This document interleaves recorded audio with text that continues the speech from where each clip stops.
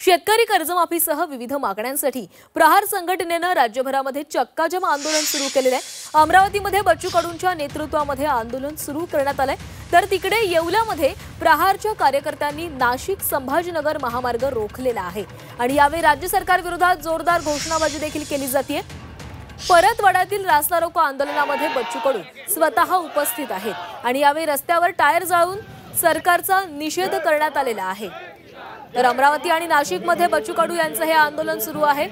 परतवाड्यामध्ये बच्चू कडू या आंदोलनामध्ये स्वतः सहभागी झालेले आहेत, तर तिकडे येवल्यामध्ये प्रहारचे कार्यकर्ते चक्काजाम आंदोलन करतायत। जय जवान जय किसान जय जवान सभी भाइयों को विनती है कि बच्चों को साथ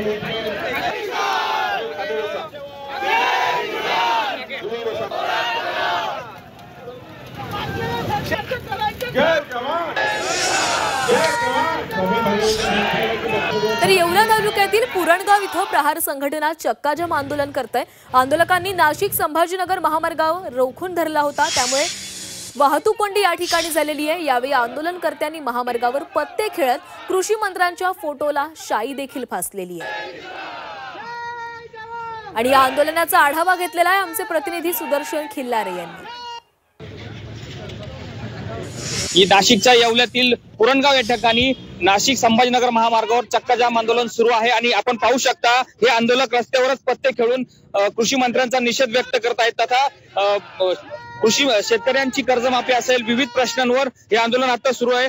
कांद्याच्या माळा देखील या आंदोलकांनी गळ्यामध्ये घातलेल्या आहेत। कांद्यालाही हमी भाव द्यावा अशी मागणी आंदोलक करतायत। काय नेमकी तुमची मागणी आहे आणि काय आता तुम्ही पुढची दिशा ठरवणार? राज्य सरकारने निवडणुकीपूर्वी जे आश्वासन दिलं होतं 7-12 कोरा कोरा कोरा, या आश्वासनाची आठवण करून देण्यासाठी वारंवार प्रहारच्या माध्यमातून जे आंदोलन छेडले जाते त्याला सरकार अजून कुठेही दखल घेत नाही। समिती गठीत करण्याच्या नावाखाली शासन वेळकाढूपणा करते। वास्तविक कुठल्याही अटी शर्ती न लावता फडणवीस साहेबांनी 7-12 कोरा करण्याचं आश्वासन दिलंय। मग आज ह्या अटी शर्ती किंवा समिती नेमण्याचं कारण काय? कृषी अधिकारी शेतकऱ्यांची बाजू घेत नाही। जोपर्यंत शेतकऱ्यांना ते युरिया उपलब्ध करून देत नाही तोपर्यंत तासही लागला, 2 तास लागला, आम्ही इथून जागा सोडणार नाही।